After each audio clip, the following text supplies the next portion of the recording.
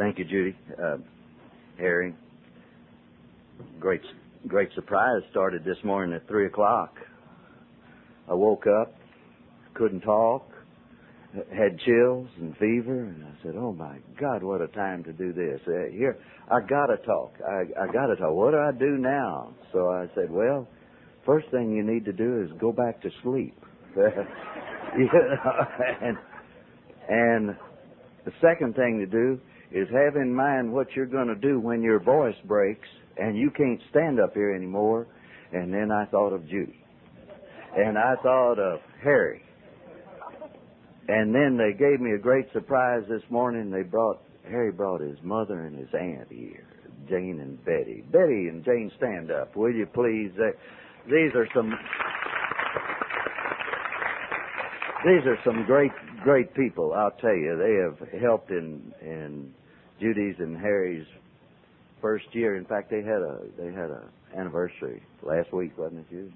Something like that. They had a year of marriage, and I couldn't ask for a better son-in-law. I really couldn't. I like the daughter too. She's okay. Tell you about that daughter, a little story before we get into this thing. She came to live with me in St. Louis at 10 years of age. And I'd already met Paul Keebler by that time in St. Louis. You can't be in St. Louis AA unless you meet Paul Keebler. There's just no way you can do it. And you know, you would think with about 13 years of sobriety, I would really be within the program of Alcoholics Anonymous at that time. Judy kept coming in and stumbling up the stairs, thinking I wouldn't hear her, you know, and kept doing all things we alcoholics did, and like a parent, I kept closing my ears and eyes to it till finally I could close them no more. And one night when she was 17, I had to help her up the stairs, and she was crying and sitting on the edge of my bed and said, Dad, I can't quit drinking. No way. And what did I do? You know, 13 years in the program, within the program, no great people, you know, sponsored beautifully in Little Rock. I acted like a parent. I said, let me tell you what you're going to do. If I have to tie you to that bed in there, and if I have to lock that door, and I'm going out and I'm going to get you 2 sponsors, and you're going to a meeting every night of the week, and you're going to do this, and you're going to get, so yes, you can quit drinking. How does that sound like? That sounds like an Al-Anon. It ain't an Al-Anon. Really. Really. Next morning, I still had that same idea, and I called this wonderful woman that lived about a half a mile from us, Jewish lady, named Rosalie Ephron, and I'd worked with Rosalie for her 2 years in the program. I said, you get over here right now. You're going to be her first sponsor, and you're going to do this, and you're going to do that, and by God, this and that and the other, and she's going to do this, and here's how you're going to sponsor her. She said, get out of the house.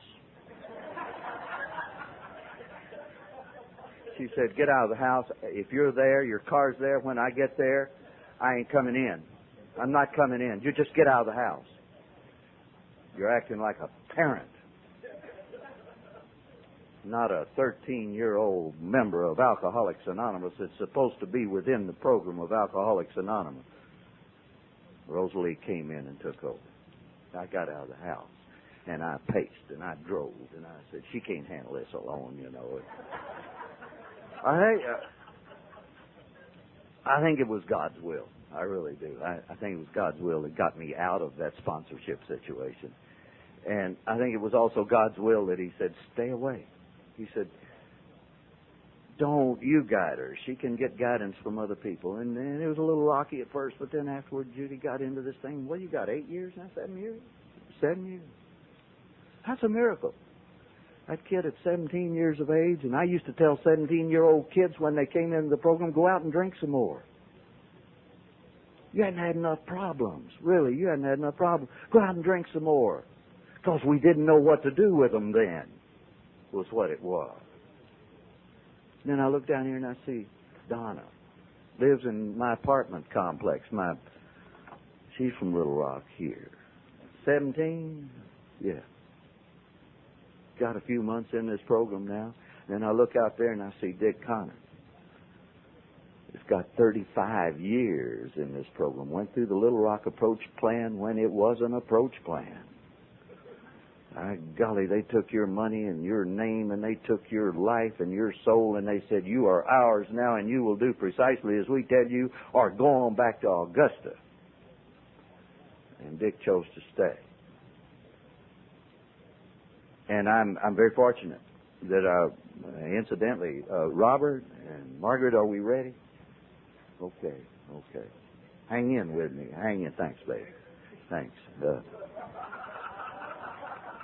Jake, we go get some sawdust now and pour on the floor. We're going to have a camp meeting.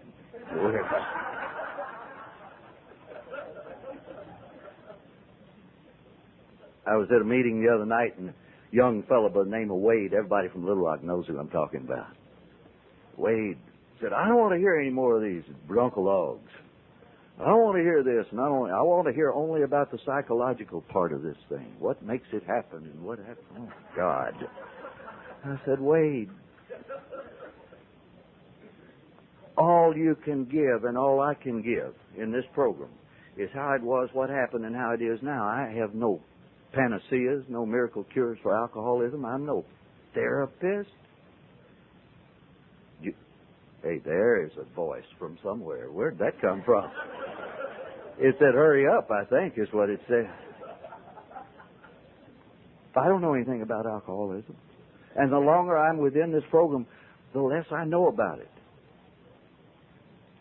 All I know is how it was, what happened, and how it is now, and that's all I can do, one alcoholic to another, is tell you my story. And perhaps, just perhaps, maybe something gets over. I don't know. I really don't know.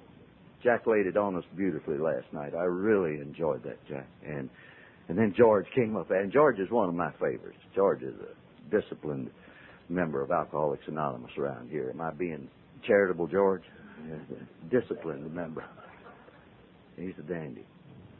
And I'm in my 22nd year in this program by the grace of a magnificent and loving God, and my name is Tag Christian, and I'm an alcoholic. And I thought I'd pass that on to you. And as Jack said last night, that may not impress you, but it impresses the hell out of me, because when I first was carried into my sponsor's office, I couldn't have made 21 minutes without a drink of alcohol, much less 21 years. 21 years would have, I would have laughed in your face.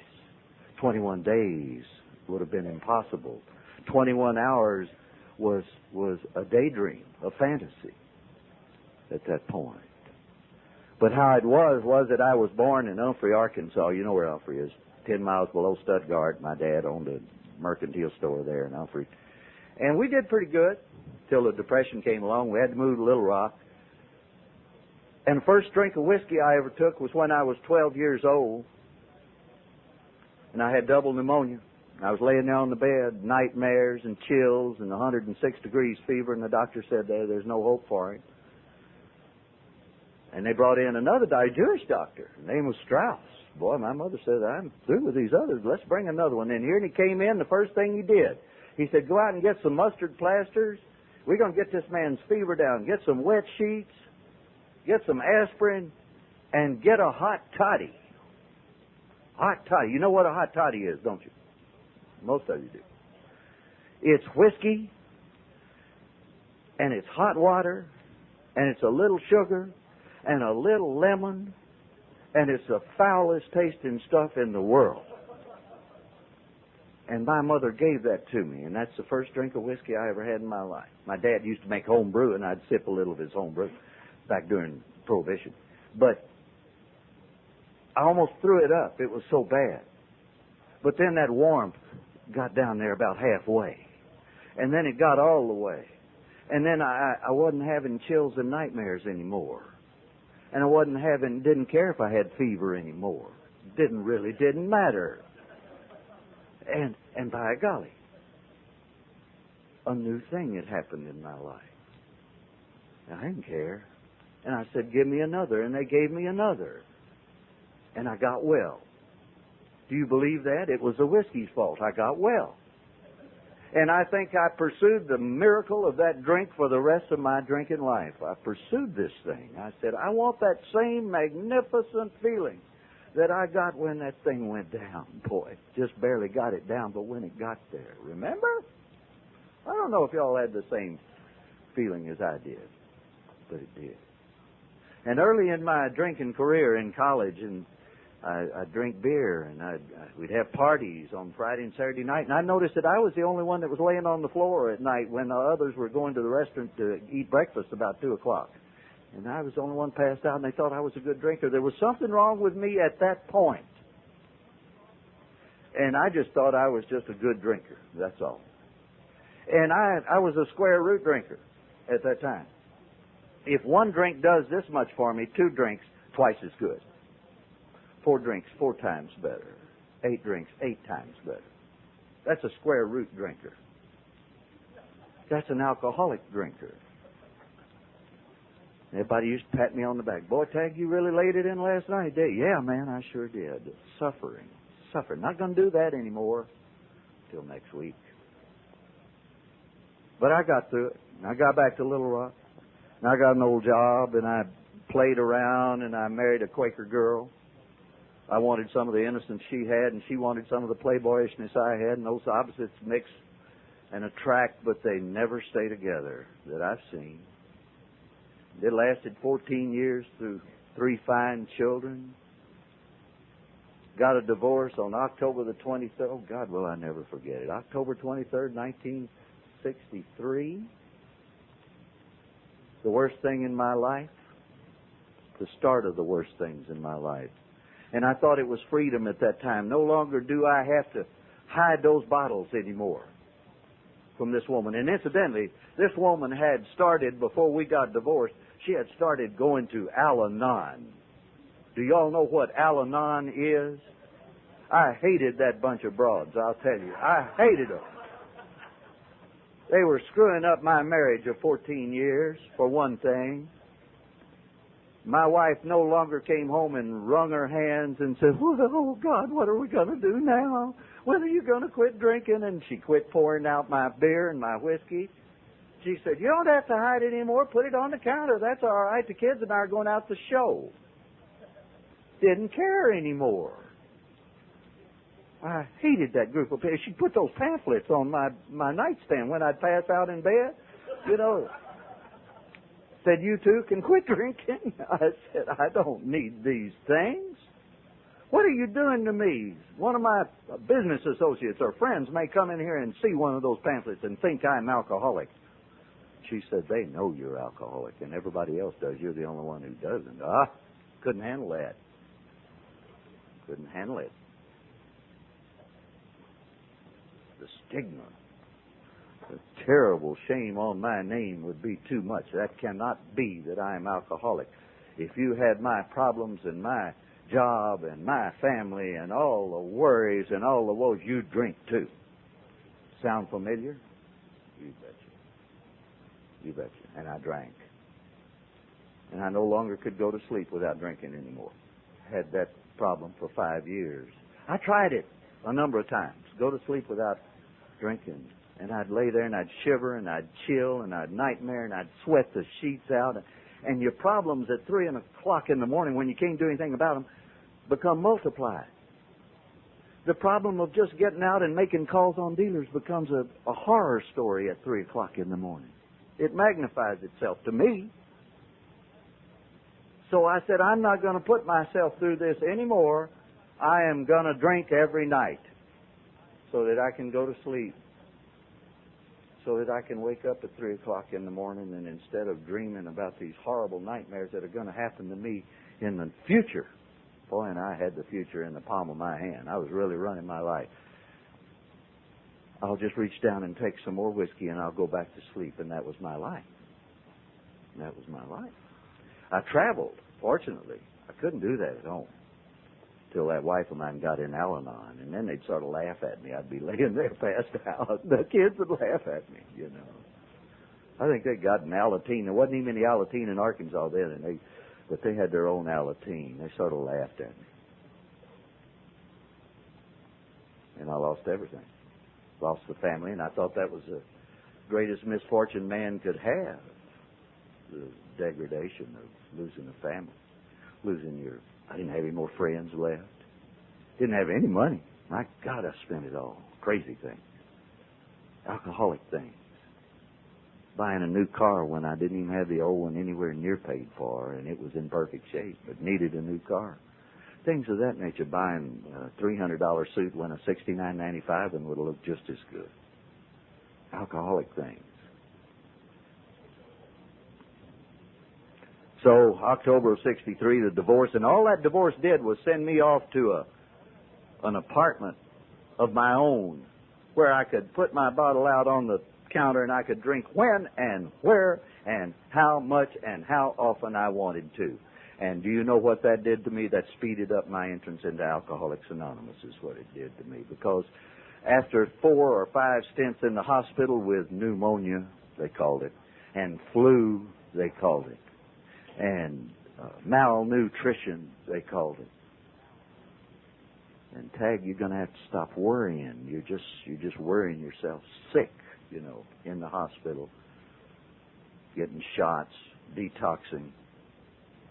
Finally, the last time they're standing over me, and my mother and father are standing there, and my daughters, my son. They said, he's not going to last through the night, Miss Christian. He's just not going to make it. And I looked up and I said, the hell I'm not. I'm going to make it. You just don't know. There's nothing wrong with me. Just let me out of here. He had put me in there, and he said, I don't think I can get you to the hospital in time. The doctor did. I said, yes, you can. Now, I've got to go to my apartment to pick up some pajamas and things like that. The whiskey was back at my apartment. I knew that's all I needed.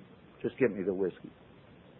But he put me in his Volkswagen, ran me to the hospital. They got me in there, and they put those things in my arm and those tubes down my nose. Have y'all ever had that? Oh, God, you're looking forward to something then if you've never had that. That tube all the way down your nose into your chest cavity to pick out the poisons in your system as they put this glucose into your arm. And I didn't like that situation, so I'd jerk out the glucose thing out of my arm and I'd pull that thing out of my nose. And that was horror, folks. That was horror. Until finally the ultimate degradation when they strap you down. When they strap you down totally and put the needle back in your arm, trying to save your miserable life, and put that tube back down in me, and I'm begging for water, I'm dehydrating, and I'm looking up, and in that glucose bottle there are cockroaches swimming around, all in that glucose bottle. Now, mind you, this was a very minor hospital, Nancy, in Little Rock, St. Vincent's, and I accused those people of everything. Unsanitary conditions. Where'd you get this glucose? Look at those cockroaches in there. What are you doing to me? They're going into my bloodstream. And those nurses would look up, boy, and they'd get down by my face and say, no, sir, Mr. Christian, no, there's no cock. It looks like it. That's just the way the light's shining down on it. That didn't pacify me, though, and they kept shooting me with something to try to get me out. It took about 8 shots of something. They told me, and 5 days later I wake up and there my family crying and me saying, get out of here. And then 2 weeks later I wake up after nightmares and what have you, and there's my preacher laying there, sitting there on the edge of the bed, said, hey, you're supposed to have been dead a few days ago. I think we better thank something that you're here. Dr. Adams there, Presbyterian Church. I said, don't bother. Isn't that brilliant? Come right out of the gates of death. And I'm telling this preacher who's there saying, we want to thank something for keeping you alive. And I said, don't bother. I'm all right. I'm going to whip this thing. Everything's fine. Alcoholic. Insane. And I got out of the hospital miraculously and I blamed it on me. I said, see, I'm strong. I can handle this stuff. Got out, got fired by my job, immediately went home and said, well, the doctor told me to recuperate, so how does a good alcoholic recuperate? I went to the whiskey store and I bought 2 fifths of whiskey. That's how you recuperate, out of death's door. And I started drinking. And I knew at that point, I knew inalterably there was absolutely no way I could stop drinking whiskey once I started. No way. So I said, there's no way I can stop drinking, period. I've lost family, money, friends, self-respect, jobs. I don't have anything. So I might as well. I do not have the strength. I don't have the character to rebuild. I had screwed up my personal life so badly by running it myself. I did not have the strength, the character, the purpose to rebuild. I cannot go through that again, so I'm going to take myself out of this life, and I'm on the 7th floor of Plaza Towers there in Little Rock, so I said, I'll just jump out the window, and I looked out that window. I said, no, that would be too degrading and it would hurt. There'd be too much horror on the way down. And then I said, okay, I'll stick my head in the oven. Never had used that oven. I didn't know what it was like. Stick my head in the oven and turn the gas on, but it was an electric range, and I was afraid it might burn me. So I said, no, I'm not going to do that. I said, well, I got about 20 Anison here. I'll take them. But then I had read somewhere I thought that it took 50 or 60 to get you. So I said, no, I can't do that. So what's the best way to do it? Yeah, drink yourself out. If I have to fill this apartment full of whiskey, beg, borrow, or steal it, I'll drink myself out of this thing. I'll wake up and drink, wake up and drink, wake up and drink, until I just don't wake up anymore. That seemed like the easy way to go. Really did. So I went on with that plan. And I got 2 weeks down the road with it, and I had the whiskey and everything, and I was drinking. And all of a sudden the door of my apartment opened. I had locked it. I had taken the phone off the hook. I was very serious about my fate. And in walked my mother and my father and my 11-year-old daughter, Kathy, not her. And in they walked, and you can imagine the filth. You can imagine the horror of that little apartment. I hadn't been able to get off the bed now for about a week. You can imagine what it looked like and what I looked like and what I smelled like and the horror. And they stood there in amazement. They said, my God, son, what are you doing to yourself? And Kathy sat on the bed and she grabbed my hand and said, oh, Dad, what are you going to do? I said, I don't know, Kathy. I really don't know. I said, I've lost everything. I've lost the best family in the world. I can't get a job. I've lost all the money I ever had. I have no self-respect. I have no friends. And I don't know what I'm going to do, and I'm an alcoholic. And folks, it was the first time I had ever broadcasted. The very first time I had ever mouthed the words, I'm an alcoholic. This was the first of many spiritual experiences. The very first. I stopped crying. I stopped shaking. I felt like a great load had come off. I sat up in the bed. My folks stood back. They couldn't get close to me. They said, well, son, what are you going to do? I said, I don't know. I really don't know at this point what I'm going to do. Why don't you send my brother-in-law over tomorrow morning? Maybe we can figure something out. But right now I want to do some thinking. With a fairly clear head. I don't understand it. I do now, but I didn't then. And they left. Boy, they ran out of there. And my brother-in-law hit that place about 8 o'clock the next morning. He said, listen, we did some talking about you last night. Oh, you did? Yes. We have the money to keep you in whiskey for the rest of your life. Now, it may be a short time, but we have the money to keep you in whiskey for the rest of your life if that's the program that you want. If you can live by that. And that would be the ultimate. And I said, no, I can't do that, Harold. I can't do it. He said, well, what do you want to do? I said, I don't know. I heard there's a thing called Alcoholics Anonymous, and I had an appointment with a guy named Walter Green here 2 years ago that I never did keep. I was trying to keep my wife, and I promised I'd go see Alcoholics Anonymous. And I said, look in the book. Maybe he'll come see me. He looked in the book, and he called Walter Green, and he said, well, my God, is he still alive? Ran a realty company there across from the Heights Theater in Little Rock. He said, yeah, just barely. He said, Walter, can you get over here? This man's sick. Walter said, I can imagine how sick he is. He said, we've been watching him for 2 years, just waiting to put him in the casket. He said, "You think I'm coming over that stinking place? You crazy. Is he cleanable?" And Harold said, "Well, I don't know. It's a big job, but we'll see." He said, "Bring him over here if you can get him clean." Took 3.5 hours in and out of that tub, trying to shave me, trying to bathe me, trying to find clean clothes. And they found clean clothes. And he carried me out to the elevator, and he carried me into his car, shaking and crying, not knowing, scared to death. And he took me across from the Heights Theater, and there was this office that said Walter Green Realty Company. And he took me up those stairs, and I know he'd like to have just thrown me in there.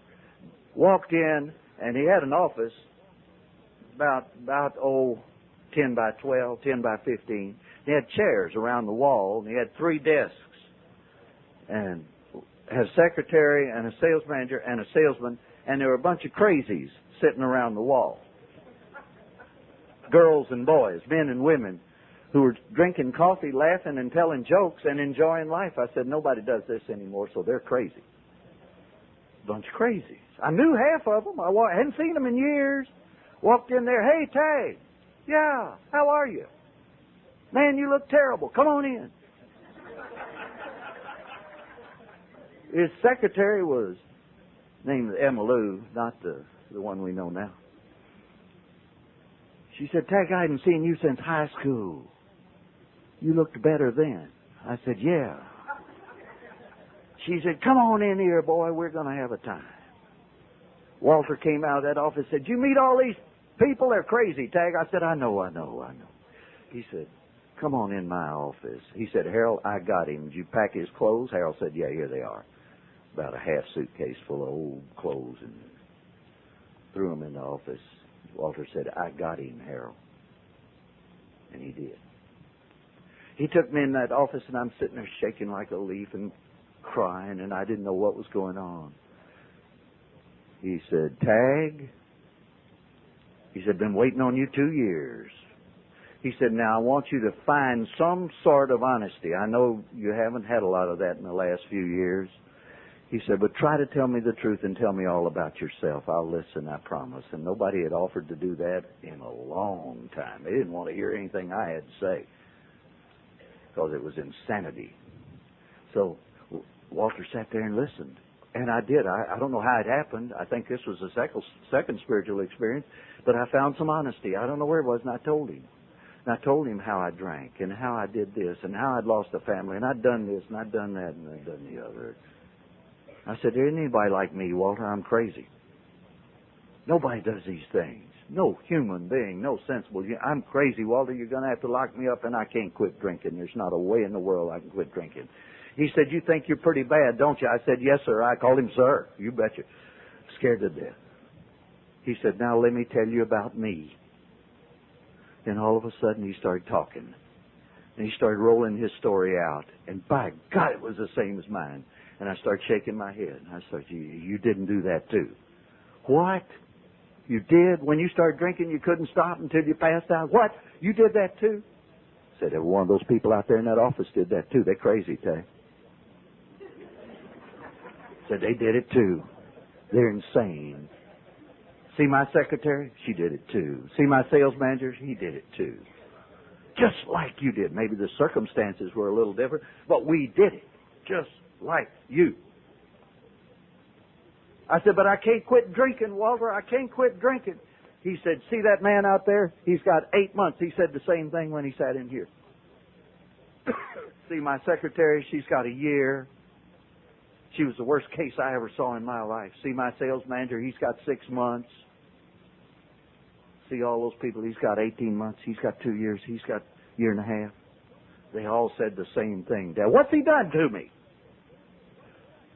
At the very first, he's telling me at this point, "You're not alone anymore. You're not out." Remember who first said that? Marty Mann. Marty said that to us. She went back to her people at High Watch and she said, "We're not alone anymore.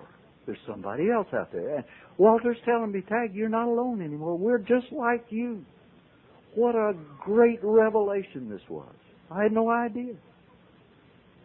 He says, I know you can't quit drinking, Tag. I know you can't quit drinking. He said, we have a plan. He said, let's review your life just one more time. He said, you got a family? I said, no, sir, I lost the best family in the world. Drank it up. That said, that's great. Just happy that I'd lost my family. He said, you got a job? Oh, no, sir, I lost the best job in town, boy. Listen, I'm a salesman, and that was the best sales job in Arkansas. I said, marvelous.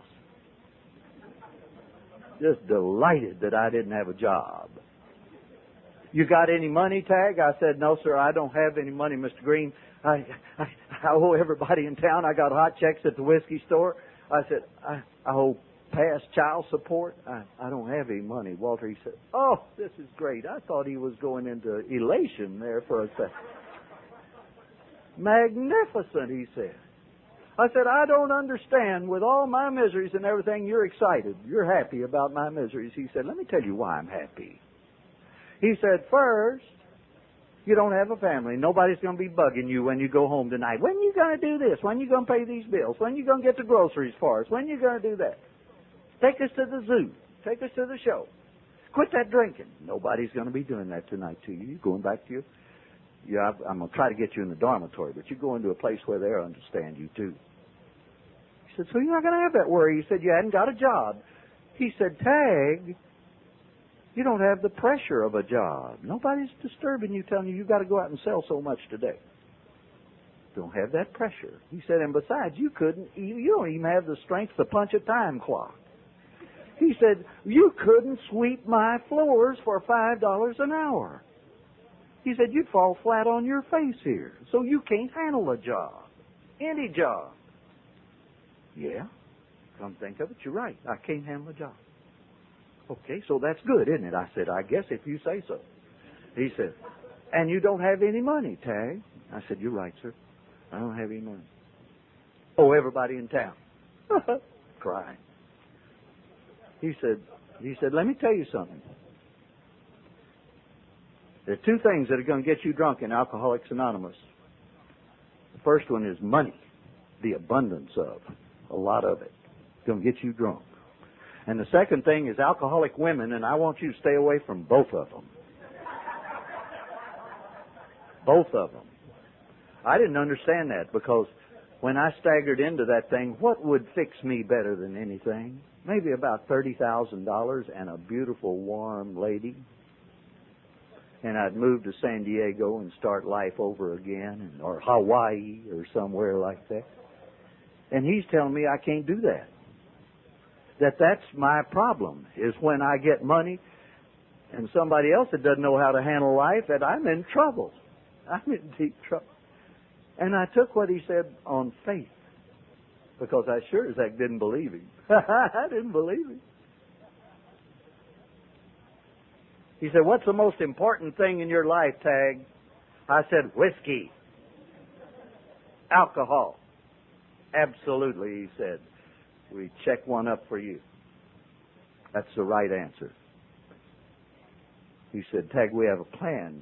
He said, but in the near future, you're going to want alcohol. He said, when you staggered in here, they didn't close the whiskey stores, Tag. They're still out there. They didn't declare a moratorium. The Volstead Act has not come back into being. There's not prohibition, so there's still whiskey out there. And I don't want you going and buying it. He said, get it from me. And he opened his drawer, and there was all kinds of whiskeys and gins and scotches. And he said, I promise you, Tag, you are not going to sit here and go into DT's and die in my office. He said, if you have to have whiskey, I promise you I won't argue with you. I'll give it to you. What's he done for me? First, he's told me I'm not alone anymore. I'm not the only crazy person out there. Second, he's not taking my life away from me. Third, he said, do you think you can keep from taking a drink of whiskey for one day? I said, Walter, do I have to quit drinking forever? He said, if you can tell me when your forever is, I'll tell you how long you have to quit drinking. Are you going to walk out of here mad and fall down the steps and get hit by a car? Is that your forever? Are you going to have a heart attack right here, and is that your forever? How long are you going to live, Tag? I said, I don't know, Walter. Who can say? He said, exactly. do you think you can keep from taking a drink of whiskey for one day? I said, he said, think about it now. That's important. I said, you bet it is, because I don't think I can. He said, would you like to try? I said, you bet. Here, this man has offered me, he's already done two things. He's told me I'm not alone anymore. He's shown me this, that those people can do it. And the second thing is, he's not taking my whiskey away, my life away from me. And he's saying, now, can you just simply not take a drink for 24 hours? I said, well, I don't know. He said, I want you to stay here in this office. I want you to talk to those people out there today. He said, I'll try to get you in the dormitory. And I thought the dormitory was a rubber room where they just locked you in there and took all your clothes away from you and you just sweated for 2 weeks. I thought that's what AA was, you know. It wasn't. It was love. Pure and simple. It was love. And Walter Green and that group sat there and they listened to me cry and beg and plead and sweat, watching me go through these machinations and these hallucinations, and they were patient with me. They said, hang in, Tag, it'll get better. I didn't believe them, but I hung in for that one day. He took me home with him that night. They couldn't get a hamburger down me or a milkshake, and all I was doing was drinking water. I was dehydrating, but there was an enthusiasm there. I don't know what it was. He couldn't get me in the dormitory. And Walter, he and his lovely wife Jackie talked to me that night. And my co-sponsor, Jim Finley, and his wife Dot, they were there. And they talked to me. And they listened to everything I had to say. And they brought me a towel to wipe the sweat off. And they kept bringing me water. And kept telling me to hang in. We have a plan, Tag. We have a way. But the only thing you want to worry about right now is just don't take a drink right now. That's all. Today, for the next 10 minutes, whatever it is. Let's don't do that. Couldn't get me in the dormitory. Took me home that night at 12 o'clock because the whiskey store's closed. Took me home. I said, but there's whiskey in that apartment, that miserable apartment. I said, no, your daughter Kathy's been over and cleaned it all out. She had. And I went home with an enthusiasm that night, and he put me in bed. He said, I'll pick you up at 8:30 tomorrow morning. Try not to drink any whiskey, will you, Tag? I said, okay. Had an enthusiasm, had an excitement that I hadn't had in years. Never have quit drinking. Never have quit. In 21 and a half years, I have never quit drinking. I just didn't drink today. Isn't that amazing? Didn't have to quit. He came and rapped on my door at 8:30 the next morning. I was never so happy to see anybody in my life. Did you drink? No, sir, I didn't. Shook hands with me. Come on with me. Took me back to that office. There were those crazies sitting around the office again. And that secretary and that sales manager and that salesman. Helped me up those stairs into his office and says, hey, everybody, listen up. Said, Tag made a day. Made a day. Boy, they started clapping. They came over and they put their arms around me. They hugged me. Shook hands with me. Great going, Tag. Great going. I hadn't had that kind of compassion or love. I couldn't give these people anything. I didn't have a thing to give these people. Dead broke. Couldn't even give them a smile. All I could give them was a hard time and a hard story. And here they were loving me for some odd, strange, unseen reason. And I couldn't understand it. And Walter took me into his office and I was crying like a baby. He said, you like that, huh? I said, yes, sir. He said, you won't try for 24 more? I said, you betcha. You betcha. Will you help me? He said, you bet. And from there on, it became a series of miracles, a series of spiritual experiences, spiritual delights, physical delights, bad decisions, good decisions, but always with the uppermost thing in your mind, don't drink whiskey today. The first few days, just not today. We try it tomorrow, Tag. We'll do it tomorrow. Let's don't do it today. When I'd want it pretty badly. And all those people helping. We had 4 meetings in Little Rock at that time. We had 2 at 120 and a half, and we had 2 at Cosmopolitan, and had 1 at Rose City. And I went to those 4 meetings. We had 1 at 6 o'clock in the morning at the dormitory, and I went to those meetings. We got about 200 a week in Little Rock now. We got the finest facility in the United States there in Little Rock on Wolf Street. We're getting young people in there. I got a few more minutes, hadn't I? Let me tell you some stories. And he and his wife that first night gave me the book Alcoholics Anonymous, and she signed it. She put her name right on the top there. It said Jacqueline Green, February the 4th, 1965. She said, Tag, that's your dry date, and I never want to have to change that date. I didn't understand. I said, okay, Jackie. I told them all, okay, I'll do whatever you say. I wanted what they had. I wanted what those people had, the happy, crazy people. I wanted what they had. Because I had no other alternates. I was at Bill Wilson's deflation at depth. Total deflation.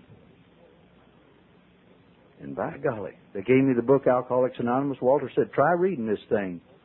And he went over every chapter with me. I didn't understand it. He said, the most important thing is you don't drink whiskey today. He said, but I want you to start reading that. And they gave me a list of 38 names of alcoholics there in Little Rock. He said, this is your worksheet. I said, what's that? He said, you are to call everyone on this worksheet over a series of days and weeks. You are to go to their place or at their convenience, and you are to hear their story. And you are to keep your mouth shut. And you are to sit in the back of the room at meetings, and you are not to say a word. You are to listen. And I didn't do that. But Walter, God, he was good. But he had an addiction. He had an addiction to the races, and this was February, and he went to racing, and he pointed Jim Finley, my co-sponsor, who was his sales manager at that time. I got through that list of people in about 30 days. I'd call them and I'd say, my name's Tag Christian and my sponsor is Walter Green and I'm an alcoholic. And sir, at your convenience, I need to hear your story. And boy, not a one of them said, I ain't got time. I ain't got any time for you, boy. They all said, where are you? How soon can you get here? I'll come get you. I'll meet you at the meeting tonight. At your convenience. I said, no, sir, at your convenience. And no, ma'am, at your convenience. And by golly, I saw those people. And the last one on my list was Judge Arch Campbell. Judge Arch Campbell was the county judge of Pulaski County, perhaps the biggest political figure in Arkansas at that time. And Judge Arch Campbell was quite a strange person. Judge Arch Campbell had about 20 years of sobriety at that point. And Judge Arch Campbell was within the program of Alcoholics Anonymous. And Judge Arch Campbell liked purple. The county trucks were painted purple. His office was painted purple. He's alcoholic. And his secretary wore purple. Everything was purple. And I was scared to death of him. He was the last person on my list. And Walter kept saying, when are you going to call Arch Campbell? I said, well, he's too busy for me, Walter. I have called. I lied. He said, you are to call right now. I said, no, sir. I'm not going to call. He said, you'll get drunk. I said, okay. Didn't want to get drunk. He threatened me. So I got on the telephone. I said, Judge Campbell isn't there, is he? Yes, he is. Who's calling? I'm a salesman, y'all. Isn't that the great way to sell? And Judge said, yes, he's here. And who is this? I said, ma'am, my name is Tag Christian. And she said, are you in the fellowship? I said, yes, ma'am, I'm trying to be. She said, just a second. And Judge Campbell says, who is this? I said, this is Tag Christian, sir.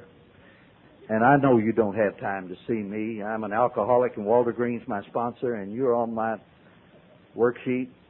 He said, what are you doing right now? I said, well, sir, I'm at Walter's office. He said, can you drive a car? Can you get a cab? I'll pay for the cab down here. I said, no, sir, I have a car. He said, get Walter or somebody to bring you down now. 10 o'clock in the morning. I drove my car down to Judge Campbell's office there at the county courthouse. And I was escorted into his office, and there were more crazies sitting around his office here. But these were super crazies because they were somber. They had appointments with Judge Campbell. They'd probably had for weeks. The secretary said, are you Mr. Christian? I said, yes, ma'am. She said, folks, talking to all those other crazies, said, I know you've had appointments for some time, but Judge Campbell is going to be indisposed for about the next 3 hours. She said, you'll just have to come back later. I'm sorry. Boy, you talk about some mad people. Important people in county government and in business and everything else. They grumbled, but they left. Judge Clamwell came out of that office and said, get in here. I went in there. He ordered up sandwiches for lunch for us both. And I listened for 2.5 hours to this man who knew what first things first were. With each of us, the first thing is our alcoholic problem. And he knew I had an alcoholic problem, and the judge knew he had an alcoholic problem, and he knew by one-on-one, one alcoholic to another, we solve our problem, or we keep from drinking. And Judge Campbell told me his story. And I knew the meaning of first things first, of prioritizing your life at that meeting. And I came back and I had an experience, another spiritual experience. And I came back and I knew what my first thing first was. And I was to be introduced into the Cosmopolitan group 2 nights later. I had done my 4th step. My sponsor threatened me again. I didn't want to do that 4th step. No, sir, not going to do that 4th step. I'm just not ready. He said, the hell you're not. He said, you do it or you'll get drunk, and I'm not introducing you into this group if you don't. That was the ultimate. I had to do it, so I did it. Brought the first one to him. It was 1 page long. He tore it up. He said, now get back and get honest. He said, tell me everything. I want to know it. And I wrote 18 typewritten pages, front and back. He said, now you're getting sober. He read it, and we talked about it, and I took my 5th step with him that night, too. It took us 5 hours, and he took his over again with me. This is love. And he said, you're to be introduced into the group of Alcoholics Anonymous next Tuesday. Jim Finley will introduce you, your co-sponsor. So we got to that meeting that night, and I'm dressed, man. I had a tie on, a coat. They're going to introduce me, and I'm going to get to say something at last.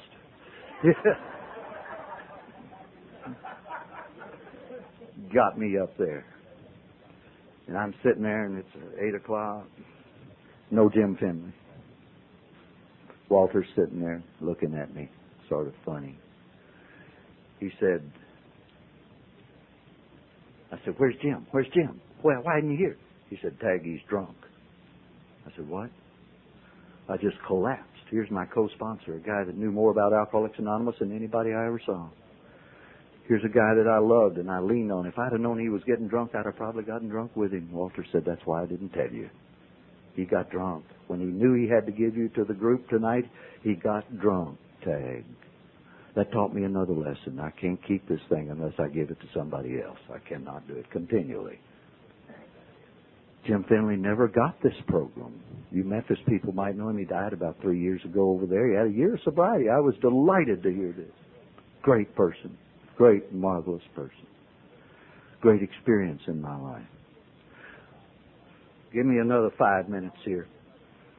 Now I want to tell you another experience. It's a beautiful experience. Maybe a couple of them. I was in the program for 60 days. And it's August the 9th. It's April the 9th, 1965. And the phone rings in Walter's office. And somebody from Rogers, Arkansas is calling Walter Green. Yeah, Doc, how you doing? Fine. Said, we got this guy up here, Walter. And he's pretty bad shape, and we'd like for him to go through the Little Rock approach plan. Walter says, that means y'all can't do anything with him up there. Is that right? He said, yeah. Said, he's hopeless, Walter. We're putting him on the bus with 2 cans of beer, and you pick him off of the bus and put him in the dormitory and send him through the Little Rock approach plan. Walter said, okay. And there was Bill Mann, and there was Walter, and there was me in his office at that time, and there was 2 or 3 others. And we went down and we pulled this poor miserable person off that bus without those 2 cans of beer, of course. He'd already gone through them. And he was worse looking than I was. A lot worse looking than I was, I thought. He was terrible. God, he was awful. Stunk. Just bad. His name's Joe Hall. I'll tell you who he is. His name's Joe Hall. We took Joe Hall. You remember this name. We took Joe Hall out to the Cosmopolitan meeting, and Joe sat there and shook and cried all during the meeting. I'm trying to hold him down, sitting right next to him. And after the meeting, Walter said, I'm going to try to get him in the dormitory. Tried to get him in the dormitory, couldn't get him in the dormitory. Uh-oh. What are we going to do with this baby? Let him sleep here at Cosmopolitan Club on the couch over there or something. Walter said, no, we don't treat anybody like that. We'll get him a sponsor. They started leaving about this point. Bill Mann went this way. I got to go to Florida. Jim Porter went this way and said, I can't stay any longer. I got to go. Bye, y'all. Walter looked at me. I was the last one left, Miss Poor, shaking cat there, and he said, he's yours. I said, what? I got 60 days of sobriety, and you're going to turn a man's life over to me? I don't know what to do. What am I going to do? Panic about like I did with Judy. About like I did with Judy. He said, I'll tell you what you're going to do. You're going to do precisely as we did to you. You remember anything? I said, well, yeah. First thing you do is take all his money. What? Joe handed us $35. Crying, sweating. That's all he had.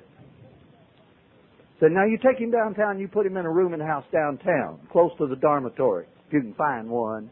And I started going through the book, and I found a rooming house, $5 a week. You can imagine how nice that rooming house was. But it was a half mile from a dormitory. So I took him down there, and I put him in bed. I tucked him in, and I said, if you drink, I'll kill you. Because if that man had drunk, I would have drunk too. That was how serious I was about it. I clung to that man for dear life. He clung to me. Thank God he wanted it more than I wanted to give it to him. Or he wouldn't be alive today, neither would I. We went to every meeting that was ever known, and we stayed in my apartment till 11 and 12 o'clock every night, and I'd drive him back to that filthy rooming house. And he'd go to that dormitory the next morning at 6 o'clock, and he'd walk to see the people on his interview list when I couldn't give him my car. That's how bad this man wanted it. And he did everything. He wrote his 4th step. I still got that 4th step, and I review it every now and then. I look for humility, and I look at that 4th step.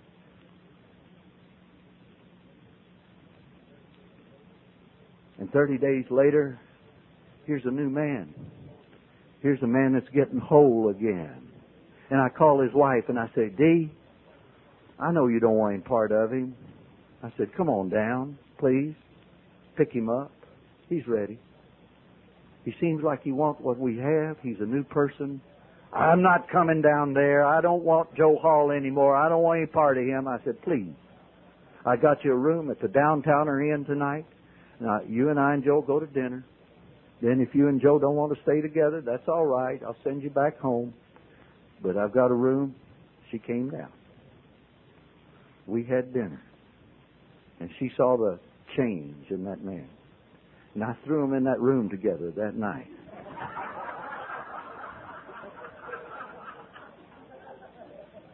And I told them.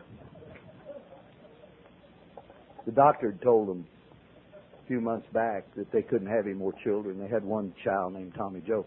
And they couldn't have any more children because there's something wrong with Joe. Well, hell, we knew there was something wrong with Joe. And so, but they got in that room that night and they conceived Gina. God love her. Last time I saw her, she was in Gateway at Fort Smith. Like father, like daughter. God love her. But they had their first AA child, and then 12 months later they had their second AA child. Damn if it doesn't work, doesn't it? Some works. Joe Hall is a rock in Rogers, Arkansas. Joe Hall went up there and got him another sponsor. I told him to. I said, I can't come up there, Joe. But I want to hear from you about once a week. And we'd call and talk. But he got this fellow Doc up there at Rogers. And about 6 months later, I keep in touch with Joe every week. And Joe's sober and going to meetings and sponsoring and doing everything right, you know. About 6 months later, here came Joe through Little Rock. About 12:30 at night. And he called me from the outskirts of town. He said, hey. I said, where in the hell are you? He said, I'm out the outskirts of town. I said, well, come on. Stay here tonight. No, Tag. I said, I've got Doc with me. I said, bring him too. I want to meet and talk to Doc. I hear he's a great person. No, Tag, we can't do that. We're in sort of a hurry. I said, where in the world are you going? He said, well, we heard there was an old boy from Rogers down at El Dorado, Arkansas, that was having a lot of trouble and they couldn't do anything with him. We thought we'd go down and give it a shot. You think there's no reward to the program of Alcoholics Anonymous when you see something like that? Thought we'd go down and give it a shot. Joe Hall's a rock. I sent him his 21st chip in April. He's still around. He's got emphysema. He's got a great business there in Rogers. Does a great thing. While I'm talking about rewards, when I was about 8 years sober, I lived in Omaha, and I had a meeting in Sterling, Illinois with a distributor there, and here came another guy from Chicago, and there was a bunch of us representatives, and we went out to dinner that night, and I sat with this guy from Chicago while he drank. And he said, why don't you drink? And folks, I will drop my anonymity at the drop of a drink. Not at the level of the press, radio, and media. No, that's for my own benefit. But when somebody asked that question, he said, you don't drink? I said, no, I don't drink. Not anymore, not today. What do you mean? He was throwing one after another down. I said, well, I can't handle it. I'm an alcoholic. You one of those? You one of those? Did you go to AAA? I said, yeah. Went to AAA. He said, well, I have this brother. And he drinks too much. Tell me all about it. Boy, did I unload on him. Did I unload on him? I say this. This is dated January the 30th, 1973. Mr. Tag Christian, St. Louis, Missouri. Dear Tag, you may not remember me or the conversation we had in our dinner at Howard Johnson's restaurant in Rockford, Illinois a few years ago. You were then with Philco and I was with Ampex, and we were doing a road show with Hardware Products Company. The important thing is that I never forgot that conversation and knew where to go for help when I finally decided to stop drinking. About a year ago. You think there are no rewards to the program with Alcoholics Anonymous? This man's named Jim McClear. Jim's got now, this is 73. He's got 13 years of sobriety. I go to Chicago, I get hold of Jim. Jim comes within 200 miles of here, Jim gets hold of me. This is love. This is love, and I didn't have to do a thing for it. All I had to do was promise my sponsor I wouldn't take a drink that day. That's all. And the God of my understanding took over there.